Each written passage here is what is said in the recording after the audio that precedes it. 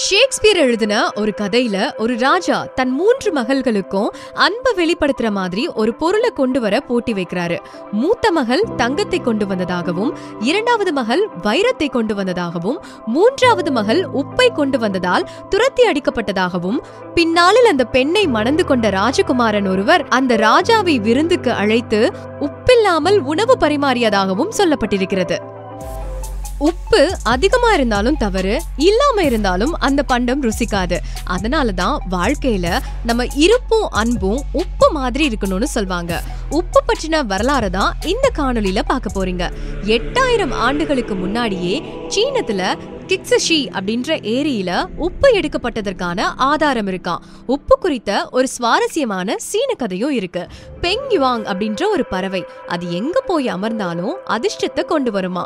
அப்படி ஒரு முறை அது விவசாயியுடைய நிலத்துல அமர்ந்ததாகவும், அது அமர்ந்த இடத்துல இருந்த மண்கட்டியை எடுத்துட்டு போய் அந்த விவசாயி ஒரு மன்னர் கிட்ட கொடுத்ததாகவும், அந்த மன்னர் அதை அவமானமா கருதி அந்த விவசாயிய சிறையில அடைத்து மரண தண்டனை விதித்ததாகவும் சொல்லப்பட்டிருக்கும். ஆனா அதுக்கு பிறகு என்ன ஆச்சு தெரியுமா? அந்த மண்கட்டி விழுந்த சூப்ப பருகின மன்னன் அது ஒரு சுவைமிக்க பொருள் அப்படின்னு உணர்ந்தாராம். ஆமா, 4700 ஆண்டுகளுக்கு முன்னாடியே சீன மொழியில எழுதப்பட்ட பெங் ஜா கன்மு அப்படின்ற மருத்துவ நூல்ல இந்த உப்பை பற்றி குறிப்பிடப்பட்டிருக்கு. கிமு 2800லேயே உப்பிட்டு பதப்படுத்தப்பட்ட மீன்களை எகிப்தியர்கள் பீனிசிய மக்களுக்கு ஏற்றுமதி செஞ்சாங்களாம். 17ஆம் நூற்றாண்டுகள்ல கரீபியன் தீவுல இருந்து வட அமெரிக்காவிற்கு ஏற்றுமதி செய்யப்பட்ட பொருட்கள்ல இந்த உப்பும் ஒண்ணு. 18ஆம் நூற்றாண்டுகள்ல உப்பு மாமிசத்தை விட விலை அதிகமா விற்கப்பட்டதாம். தொடக்க காலத்துல உப்பு அதிகம் கிடைக்கிறதுக்கு அரிதா இருந்ததால அதிக விலைக்கு விற்கப்பட்டதாம். அதனால தனியா உப்பு வழி பாதைகளே அமைக்கப்பட்டிருக்கு. முதல்ல ரோம்ல தான் இந்த உப்பு வழி பாதைகளை அமைச்சாங்களாம். சாலரிக்கு சம்பளம்னு தமிழ்ல சொல்றோம்ல, இந்த தமிழ் சொல் உப்புனாலதான் வந்ததாம். அந்த காலத்துல சம்பளமா உப்பையும் நெல்லையும் கொடுப்பாங்களாம். அதுல இருந்துதான் சம்பளம், அதாவது சம்பா நெல் பிளஸ் அலமாகிய உப்பும் சேர்ந்து சம்பளம் அப்படின்ற வார்த்தை வந்துச்சாம்.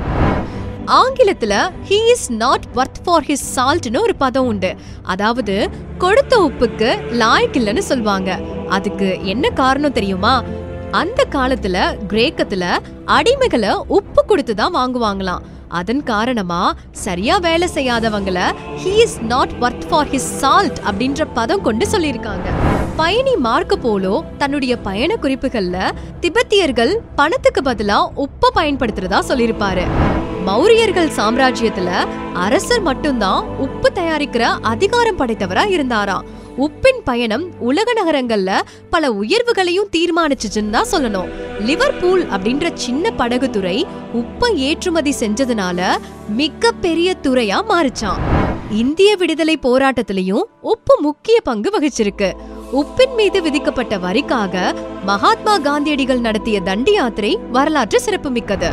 அயோடின் பற்றாக்குறைய எப்படி போக்குறதுன்னு அந்த காலத்துல நிபுணர்கள் யோசிச்சப்ப ஏழை மக்களுக்கு எளிதில் உண்ணக்கூடிய உப்புல கலந்து கொடுக்கலான்னு முடிவு செஞ்சாங்களாம். அந்த அளவுக்கு உப்பு மகத்துவம் நிறைந்தது, முக்கியத்துவம் நிறைந்தது. இன்னும் சொல்ல போனா அனைவருக்கும் சமமானதும் சமத்துவமானதும் உப்புன்னு சொன்னா அது மிகையாகாது.